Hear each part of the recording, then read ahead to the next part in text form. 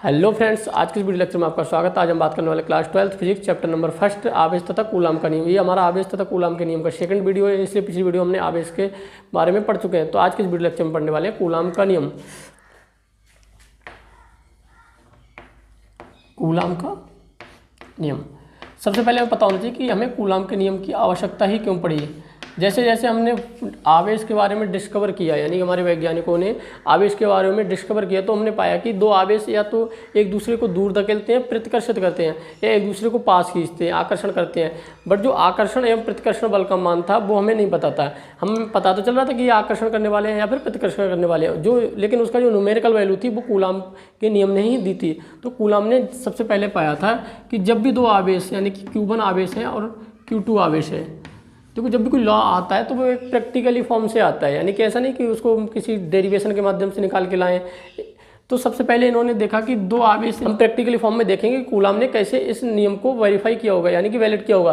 तो सबसे पहले हम यहाँ पे दो आवेशों को लेंगे Q1 और Q2, जिनके बीच में जो वैद्युत बल लगने वाला वो F है। जब हमने क्या किया, सबसे पहले Q1 आवेश को क्या किया, दोगुना कर दिया, क्या दोगुना।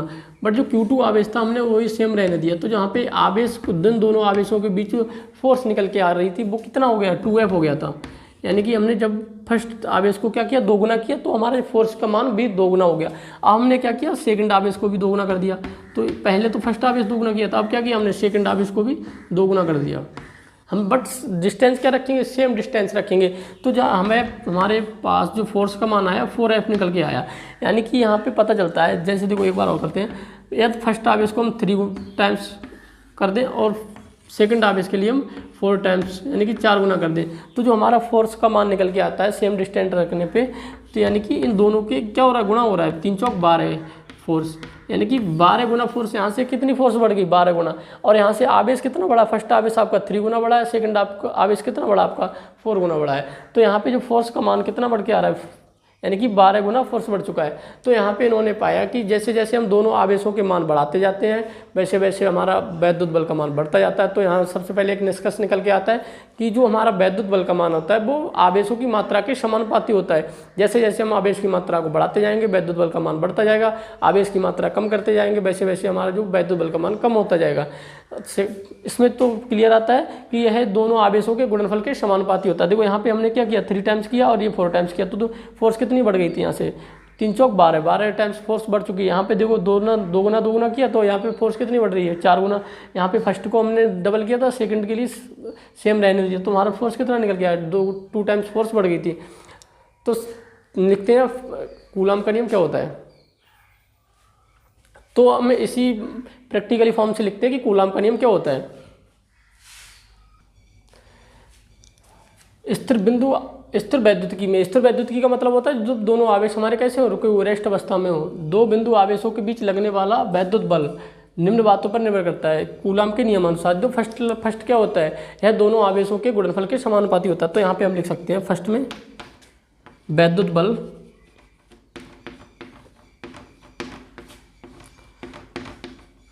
दोनों आवेशों के गुणनफल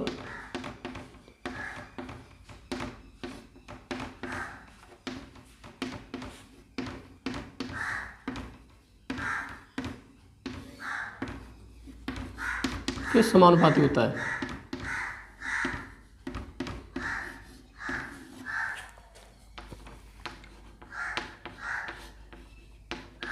यानी कि F समानुपाती Q1 Q2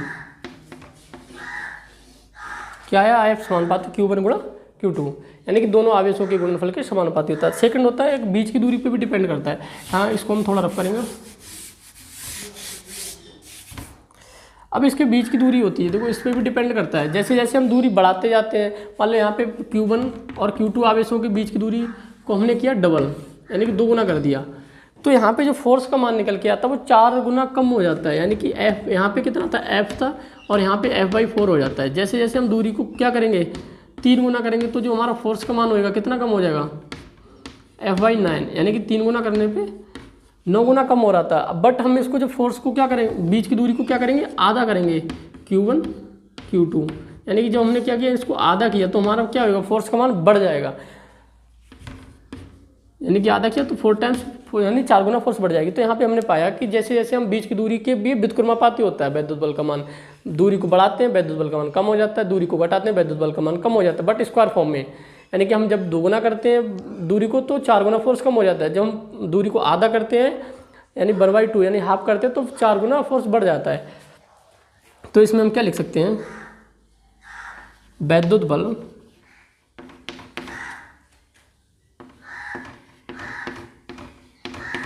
दोनों बिंदु आवेशों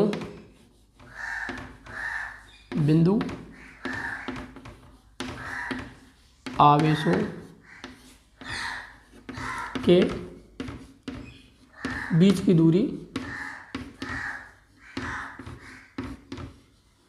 के वर्ग के व्युत्क्रमापाती होता है। यानी कि उसके उल्टा काम करता है, जब बढ़ाते हैं दूरी को तो ये फोर्स कम हो जाता है, घटाते हैं तो फोर्स बढ़ जाता है। इसलिए हम किसको क्या लिखेंगे, व्युत्क्रमापाती होता है। यानी यहाँ पे लिखेंगे F व्युत्क्रमापाती 1/r²। जब हम इन दोनों को मिलाते हैं तो क्या आता है, देखो F समानुपाती Q1 Q2, व्युत्क्रमापाती में आता है आपका r²। यहाँ पे क्या आएगा, कांस्टेंट आ जाता है, F बराबर 1/4πε0 Q1 Q2 r² न्यूटन। यहाँ पे 1/4πε0 क्या है, 1/4πε0 नियतांक है।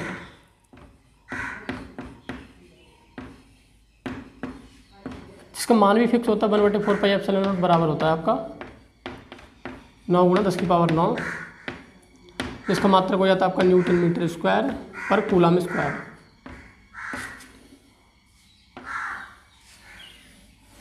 अब यहाँ पे देखो जैसे आपको दिख रहा है 1/4πε0, एक यहाँ पे एक आ रहा है आपको ε0, इसको हम पढ़ेंगे ε0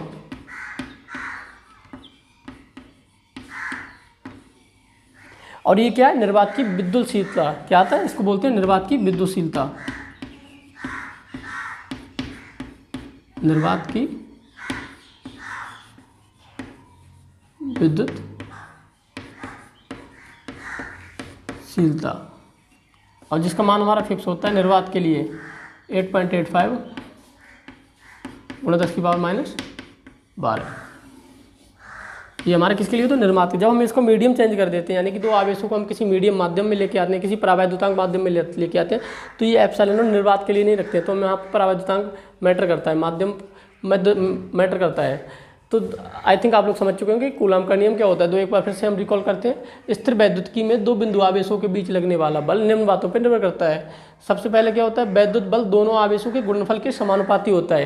यानी कि जैसे जैसे हम आवेशों का मान बढ़ाते जाएंगे बल का मान बढ़ता जाएगा, इसीलिए हम इसको बोलते हैं समानुपाती। वैद्युत बल दोनों बिंदु आवेशों के बीच की दूरी के वर्ग के व्युत्क्रमापाती होता है। यानी कि जैसे जैसे हम दूरी को बढ़ाते जाएंगे फोर्स कम होता जाएगा, या फिर हम दूरी को घटाएंगे बल का मान अधिक होता चला जाएगा। और किस फॉर्म में, स्क्वायर फॉर्म में। फिर हमने पढ़ा था एक कांस्टेंट आ जाता है आपका 1/4πε नियतांक है, जिसका मान 9 × 10⁹ होता है, न्यूटन मीटर स्क्वायर पर कूलम स्क्वायर। ε0 निर्वात की विद्युतशीलता होती है। यानी कि हमारा जो निर्वात होता है वो क्या करता है, वैद्युत बल, यानी कि वैद्युत बल को क्या करता है, अलाउ करता है। यानी कि दो वैद्युत बल हमेशा निर्वात में भी एक दूसरे पर फोर्स लगा सकते हैं। अब हम थोड़ा परावैद्युतांक को समझेंगे। परावैद्युतांक क्या होता है।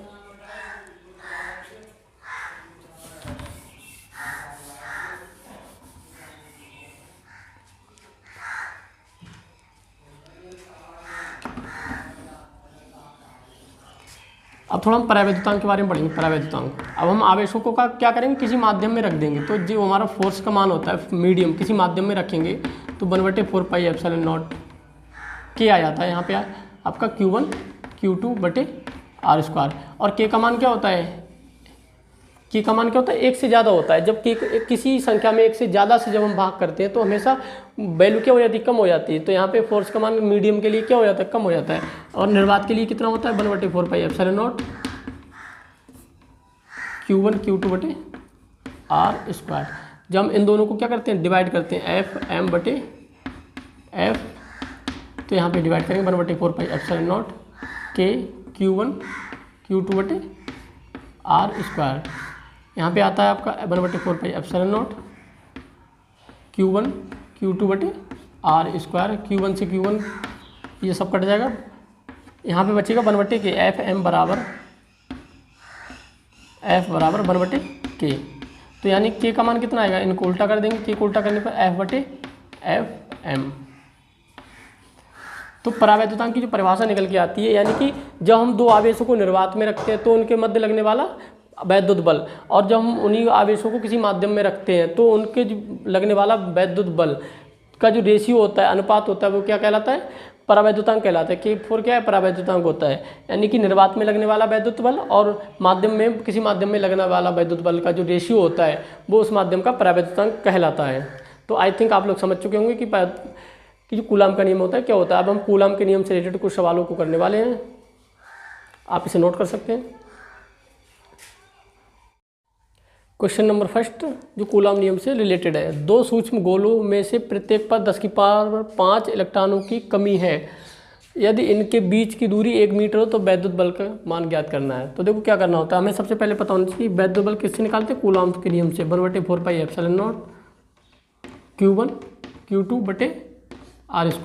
का है बीच की दूरी, Q1 Q2 क्या है, दो बिंदु आवेश हैं। अब इन्होंने क्या बोला, दो सूक्ष्म गोले यानी छोटे छोटे गोले हैं जिनके बीच की दूरी कितनी है, 1 मीटर। अब हमें क्या करना है, इन पे जो इलेक्ट्रॉनों की, कितने इलेक्ट्रॉनों की कमी है, यानी इससे क्या किया हमने, कुछ इलेक्ट्रॉनों को निकाला हुआ है, 10⁵ इलेक्ट्रॉन इससे निकाले हैं हमने, और यहाँ से भी 10⁵ इलेक्ट्रॉन निकाले हैं। जब हम किसी वस्तु से इलेक्ट्रॉनों को निकालते हैं तो जो हमारा वस्तु कैसी हो जाती है, इलेक्ट्रॉन निकालने पे धनावेशित हो जाती है। तो यहाँ पे Q बराबर कितना होएगा आपका, Q1 बराबर आपका हो जाएगा Ne, यानी कि एक इलेक्ट्रॉन पे कितना आवेश है, 1.6 × 10⁻⁻⁹ और 10⁵ इलेक्ट्रॉन निकालोगे तो कितना होएगा, 10⁵ और गुणा 1.6 × 10⁻⁻⁹ कूलाम। ठीक है, तो यहाँ पे देखो ये पावर जो 1.6 × 10⁻⁻⁹ और गुणा में घाते क्या होती है, जुड़ जाती है, बट ये माइनस का, ये प्लस का, तो ये कितना होएगा 1.6 और गुणा 10⁻⁻14। Q1 मान हमारा कितना आ चुका है, 1.6 गुणा 10⁻⁻14। अच्छा, इस पे भी हमारा Q2 का मान भी सेम ही आएगा, तो इससे भी इतने इलेक्ट्रॉन कम किए तो 1.6 और गुणा 10⁻⁻14 कूलाम। तो यहाँ पे हमें पता है Q1 Q2 का मान हम निकाल चुके हैं, Q1 बराबर Q2 है और जिसका मान हमारा क्या है 1.6 गुणा 10⁻⁻14 कूलाम। और जो हमारे इसके बीच की दूरी है R बराबर कितना है 1 मीटर। तो F बराबर 1/4πε0, Q1 कितना है 1.6 गुणा 10⁻⁻14 गुणा 1.6 गुणा 10⁻⁻14 R² का मान कितना है 1 का स्क्वायर कितना होएगा 1 ही होएगा। और यहाँ पे ये मान लगा देंगे 9 गुणा 10⁻9, यानी कि 1.6 किसके बराबर होता है, ये आपका हो जाता है, यानी कि 16 का स्क्वायर कितना होता है 2.56 और गुणा में आते क्या होती हैं, जुड़ जाती हैं, तो -14 कितना होगा -28 और 1 का स्क्वायर कितना होगा 1 होगा, 1 से डिवाइड फर्क नहीं पड़ता। तो यहाँ पे देखो, यहाँ पे गुणा करें 9 छक 54 9 पंच 45 यानी 0 हासिल का 5 9 दूनी 18 5 23 1 2 2 के बाद पॉइंट है 2 यहाँ पे आ जाएगा और 28 में से 9 जाएंगे तो कितना बचेगा आपका, यानी कि 28 - 9 माइनस का 19 न्यूटन।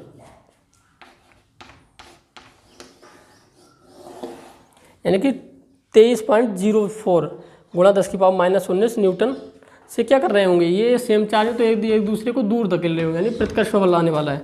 कौन सा बल है, प्रतिकर्षण। सेम चार्ज होता है तो प्रतिकर्षण बल लगता है। ये हमारे क्या है, इसकी फोर्स की प्रकृति है। हम नेक्स्ट क्वेश्चन की बात करेंगे।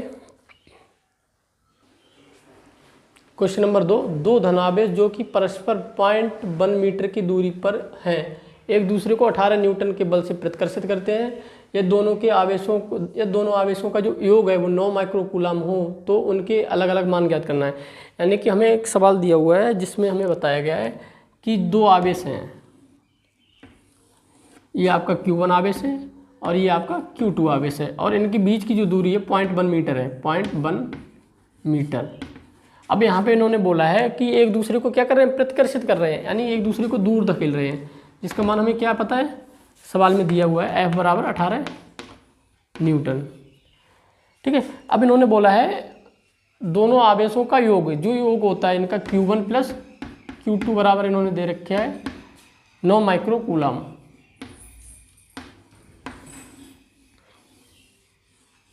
हमें क्या फाइंड आउट करना है, इन दोनों आवेशों का मान अलग अलग ज्ञात करना है।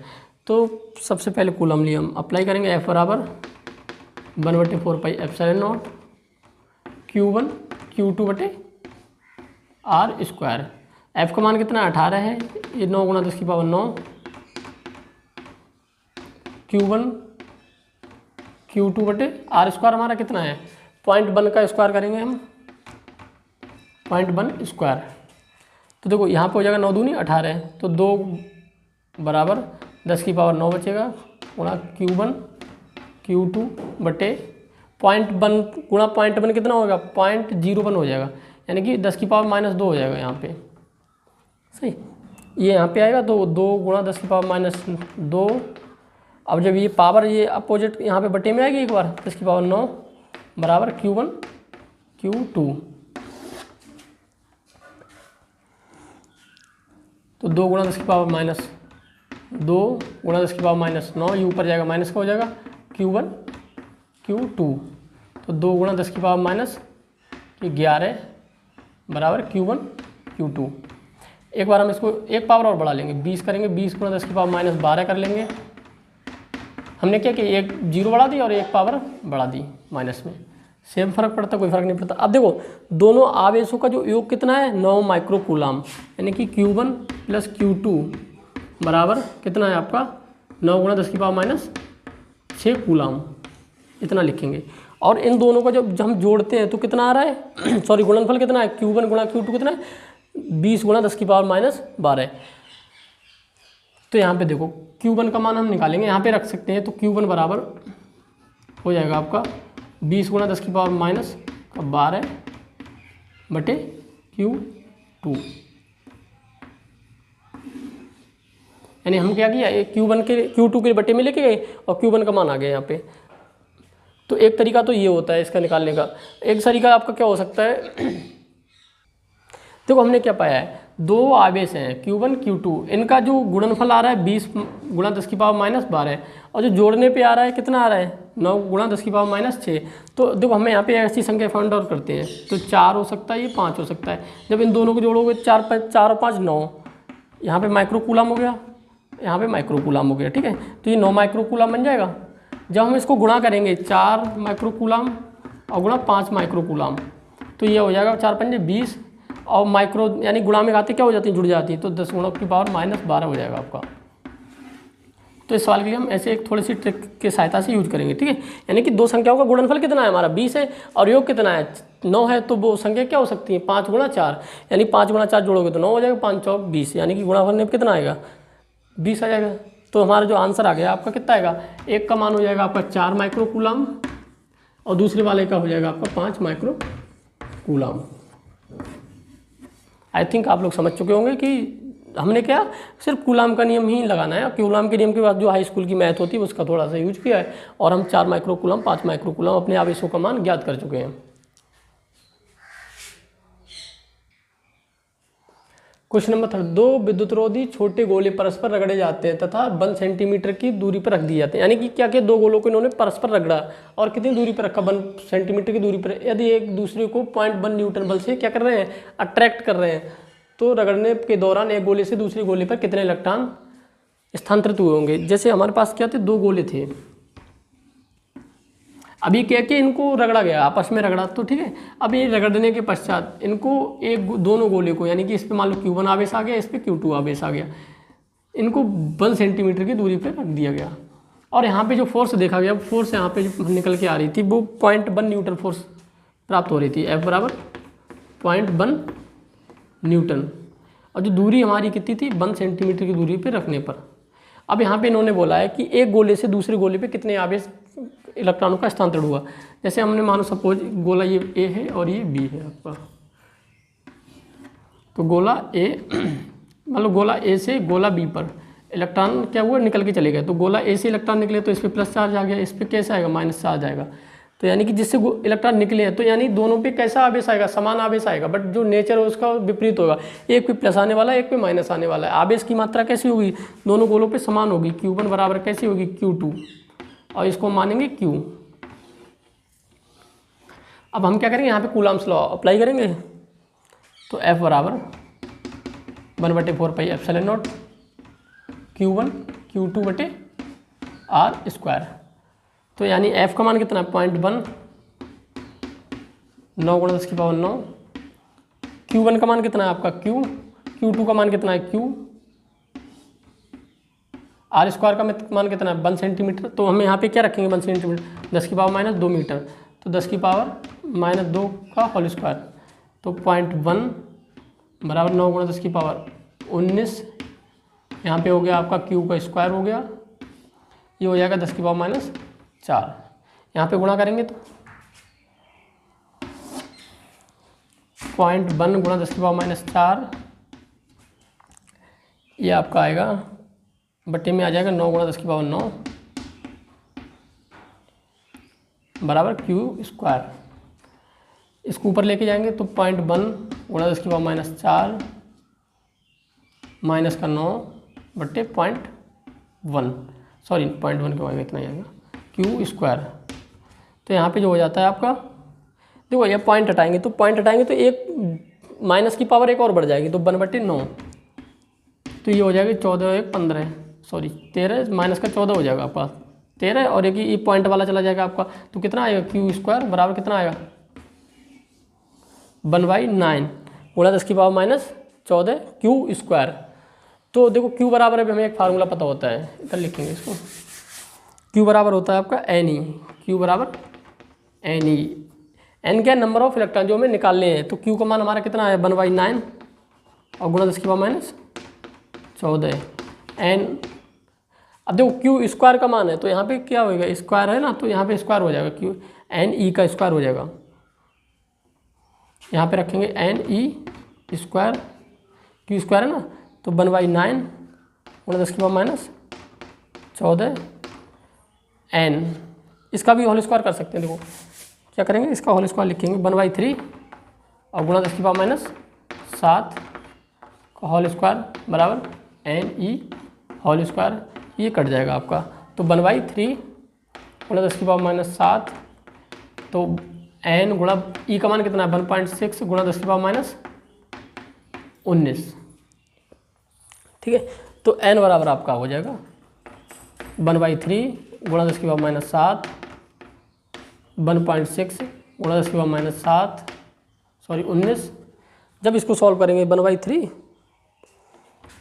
तो ये हो जाएगा 1/16 1.48 गुणा 10⁻⁷, और ऊपर जाएगा प्लस का हो जाएगा 19, तो यहाँ पे बचेगा 1.48 और गुणा 10⁻, आपको बचेगा 13, यानी कि सॉरी 12, 10⁻12। यहाँ पे एक 0 बढ़ा देंगे ये हटा के, और यहाँ पे लिख देंगे हम 10/48 गुणा 10⁻12, ठीक है। जब इसको हम भाग करेंगे,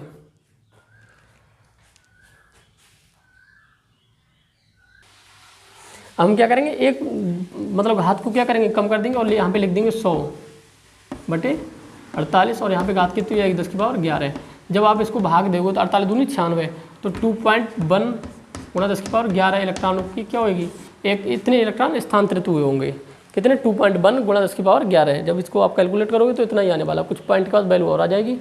तो यहाँ से कितने इलेक्ट्रॉन निकले 2.1 गुणा 10⁻11, और इस पर कितने इलेक्ट्रॉन आए 2.1 गुणा 10⁻11 इलेक्ट्रॉन स्थानांतरण हुआ है। तो आई थिंक आप लोग समझ चुके होंगे, ये सवाल नंबर 3 जो हम कूलाम नियम के अकॉर्डिंग हमने किया हुआ था। एक फार्मूला था Q बराबर है, जो हमारा आवेश की क्या होता है गुण होता है क्वांटाइजेशन ऑफ चार्ज, यानी कि आवेश का क्वांटीकरण, Q बराबर N ही होता है।